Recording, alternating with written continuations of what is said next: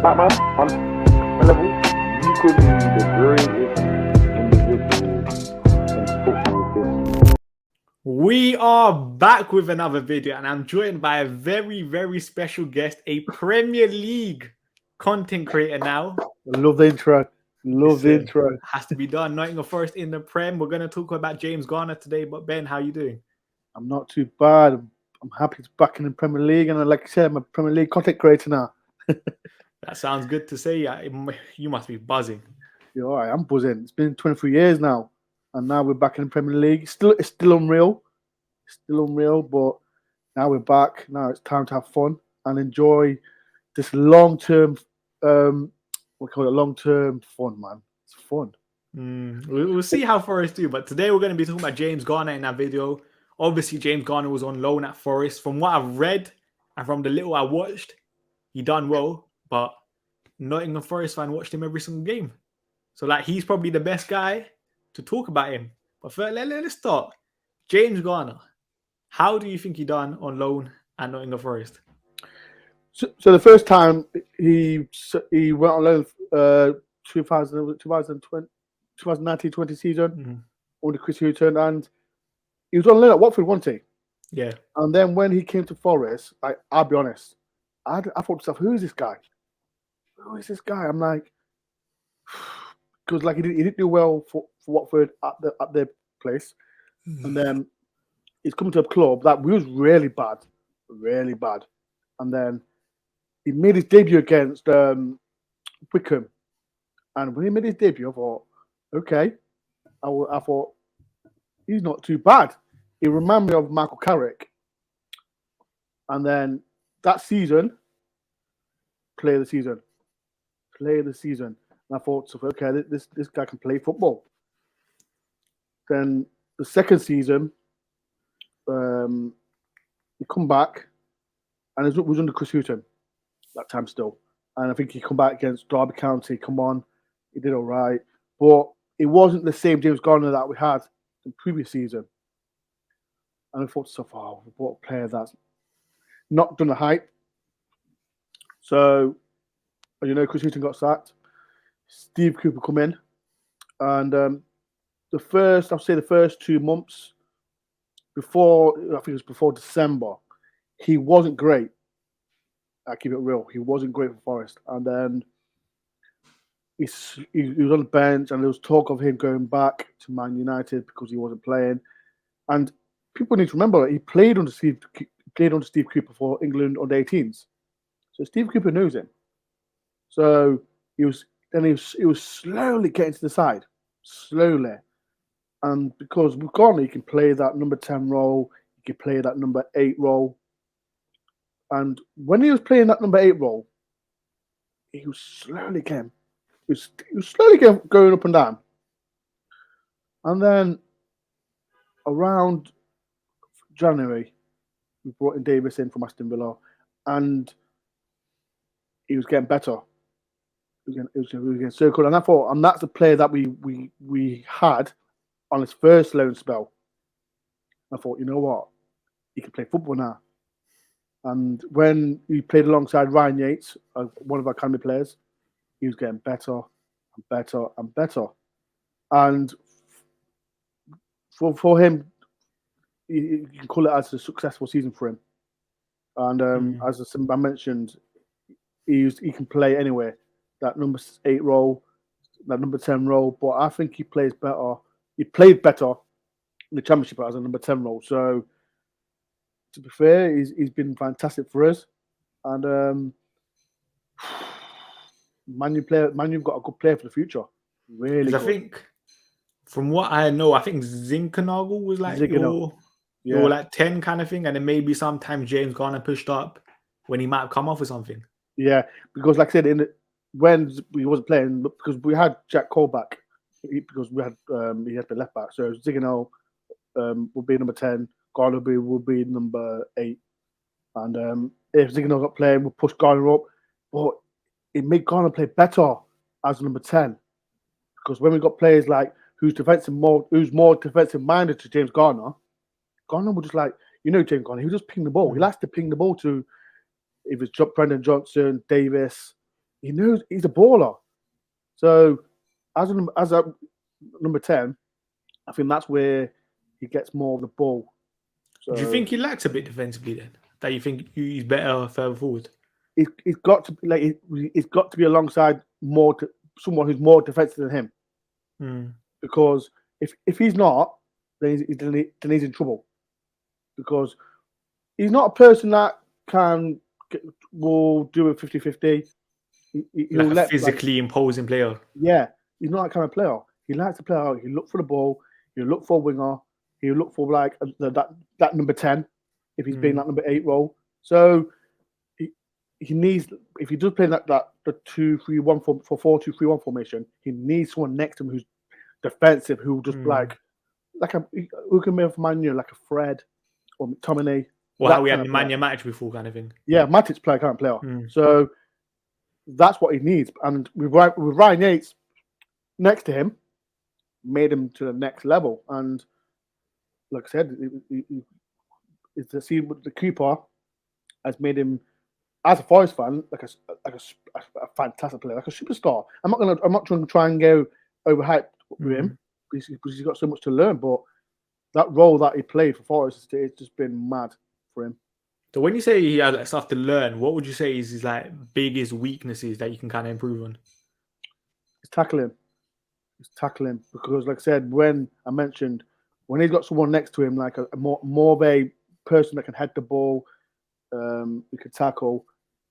He'll pick up the loose ball and find that quick ball to pass. So I think that's what he needs to learn more, just the tackling. His set pieces as well wasn't great because if I be real, I mentioned Sheffield United second leg. His set pieces were shocking, and I'm not going to mention that game as well. Like I said, when it comes to especially corners, his free kicks will be okay, but when it comes to corners, it wasn't great. But like I said, he's still a young lad, and he'll learn. I think that's interesting. What would you say is his like best assets then? Finding the player when he's got the ball. Like I said, I mentioned Michael Carrick. When he's like a Carrick player, like he'll look for get the ball and he'll find someone really quick, and that's what we maybe like when he got the ball. He always excites a Forest player. He always excites a Forest player or fan, and he always looks up straight away. Like, and that's what we've lacked so much in the past. That kind of player with James Garner, like gets the ball, sees that if we could play someone when we've got a number 9, like we mentioned, Davis, who can hold the ball. Garner knows where to pass it. He knows where to give it. So I think that's what we've lacked so much. I think that's finding the person so quick. And that's interesting because from a United point of view, in my eyes, we like midfielders that pass the ball forward as well. Now we lost Nemanja Matic, who's gone to Roma. I feel like our progressive passes have kind of gone, and that's a positive. Obviously, if James Garner does stay, that he kind of adds to that role. But okay, now then the next question: would you want him back at Nottingham Forest next year or this season? Why not? Why not? The problem is the Championship, the Premiership is a different beast to the Championship, and we're going to come up against massive teams like Man United, Chelsea, Arsenal, Liverpool, Man City, the rest. Everyone. Let's be real. Let's be real. Every Premier League team, and even like these tough sides like Crystal Palace, Everton, Southampton, them kind of teams. It's different. It's different kettle of fish. So with him coming if he does come back to the Premier League with Forest, would he improve him? Of course, it's going to improve him because he's like. It's going to learn so much playing the Premier League, and Man U is going to gain from it. So him coming to Forest or whoever it could be, like I said, I know Forest are favourites to get him again, but why not? Cooper knows him. The boys at Forest know him, so why not? Why not come to Forest? Do you think he's good enough for Manchester United right now? No, not really. That's interesting. Expand on that because I think a lot of United fans probably haven't watched Forest as much, have said he is. I'm still a bit 50-50. Like, in my eyes, I think pre-season is the main thing for James Garner. Why do you think he's not good enough for United? Because, like I said, I mentioned it. the Premiership is a difficult fish to Man United to the Premier League, and you've got a new manager in Ten Hag, and Man U's ambitions is to get the top four, isn't it? Yeah. And with James Garner, he needs more experience, especially in the Premier League. And you've got players like, and you can speak about Fred, McTominay, I can go on. What would you prefer? Him being a bench, just watching, or playing more football and gaining that experience in the Premier League? Because that's another thing I've argued with United fans. Like I said, it's in my eyes, I would rather him go to a Nottingham Forest where he's used to, and maybe play like 30 Premier League games, and maybe at United maximum might start 5 in the Premier League, maybe a couple in the Europa League here and there. I would rather want a young player just to go play. Yeah, and that's what it is. And like I said, I think he's done so well with Forest. And if we did get up to Premier League, I think he still would have gone on loan out to, like, I don't know, you can mention Leeds or even a Bournemouth, Fulham team. But he knows Forest, and I think he'll gain from it. An experience being in the Premier League, and like I said, look, he knows the players. He knows the players, especially with Ryan Yates. Ryan Yates will do the dirty work for him. I know the Premier League, like I said, it's a different kettle of fish to the Championship, but it's gaining that experience for Garner. So I don't think he's ready for Man U, because we all know Man U are a big club and they're not been doing so great, have they? So, but you've got a new manager. I personally think your new manager will have a look at him, see where his weakness and strengths is, give him that season on loan experience at a club that knows him. So I think it's positive for both clubs, and we'll see from there. Do you think he'll ever be good enough for United long term then? I mentioned the word Michael Carrick. Because he got a lot of those like Carrick comparisons in the academy. He has. He got so much, like, when the first season he come, and I said he was my player of the season. He reminded me of Carrick. First off, like the passes, like, and he can look for the pass before even the ball's gone to him. So I just don't think he's not ready for Man U. He's just not ready for Man U at all. Yeah, like I said, this season, if he does come alone to Forest, I think it'll be a massive step for us. And he's not ready yet, because I know Man U will be linked with top players. I know they're not in the Champions League, but I just don't think he's ready. But we don't know. You've got a good man. You got manager likes young players. You don't know. You might think he's ready, but personally, as a Forest fan, the Premier League is different. It's a different kettle of fish to Championship. The way I look at it as well with young players, like, in my eyes, I think United, especially before 10 hours, was such a toxic environment in terms of the dressing room. And do you really want a young player in that environment where the player might be good, but he's still probably like growing as a person kind of thing? Do you really want someone like that in a toxic environment to get the best out of him? Like, I don't know. Hopefully, he improves under Ten Hag, like the dressing room vibe. I don't know. The problem is, like, you mentioned toxic, and like at the start of the season when we had Chris Hughton, James Garner, like I said, he was, as I mentioned, he was the best player of the season on his first spell for Forest, and we was in a toxic place, and James Garner, to deal with that, if he goes to Man U, I think he's dealt with the experience of being in a toxic place. If he goes to Man U, I know Man U, they want their heights is to win the league, but I think Garner, like I said, if he gets this loan spell with Forest and gets the experience that he needs, I think he'll gain a lot from it, and I think he'll be used to it with the negative energy, because like Man U, they've been in a bad place since Ferguson's left. Another question I want to ask it. You see someone like Scott McTominay, for example. Everyone always says with Scott McTominay, he doesn't go looking for the ball, in terms of maybe sometimes he might hide behind plays, in terms of he's not really a passing option for plays. Would you say that's the same with James Garner? No. I think I wouldn't. No, because McTominay, I think they're both different type of players. McTominay, like, no, but like in terms of like midfielders, like you want midfielders that go looking for the ball, and sometimes people say McTominay hides in it on the pitch. Garner always wants the ball. As I said, Garner always wants the ball. He's not the McTominay. Like, Garner will want the ball, because like I said, he always wants the ball, and he'll look for the player straight away. even if he's playing that number 8 role or the number 10 role. The number 10 role, I think he loves it, and he'll find a winger. He'll find a winger. Like I said, we had Brendan Johnson, we had Kenny Davis, we had Ziganel as well. Like, he always looks for the player straight away. So that's why I think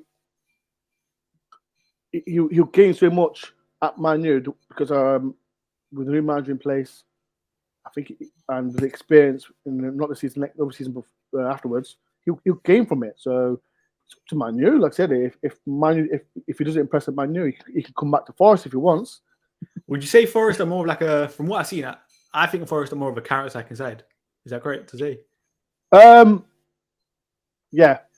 Now we are. How would you say he would do in a possession-based side then? I think he will. I don't know if you, like, say if he does come and like join us in pre-season playing that 10 role, I think he'll play in like the double pivot area if he was to break through. With Forest, like I said, in the past we've been, as everyone knows, we've not been great the last 23 years.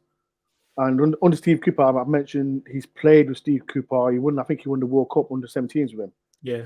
So Cooper will know his strengths. I know Cooper's not managed the Premier League before, but he knows his kind of strengths. So I think I think he'll do well in the Premier League. But like, God knows what to do, and I'm excited. If he comes back, I'll be excited. But I said he needs to be a good player. He needs that experience to get to Forest. I think this is actually interesting hearing stuff, because obviously you've seen James Garner this entire season, then just reading stuff on maybe a United fan watching the odd game, putting it on Twitter and just kind of like manipulating everyone's mind on Garner. Because like, I feel like this happens with most fan bases, isn't it? We love to overhype players. Yeah.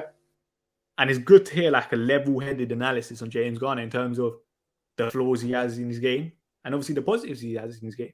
Because a lot of people think James Garner is kind of like the answer to the number 6 role. And I've always thought he does look better slightly, maybe that 8/10 role when I see him, just slightly further forward. And I think that's interesting. It is, like I said, I've got to be real. And like I said, I've been on other podcasts and I've said the same thing. Like I said, I was surprised he didn't do well for Watford. I know he was young and that, but that first spell that came for us, I thought, you know what, he's going to be a good player. And like I said, the season before just gone, the first 2 months he wasn't good. He wasn't good at all, and he's struggling to get in the team.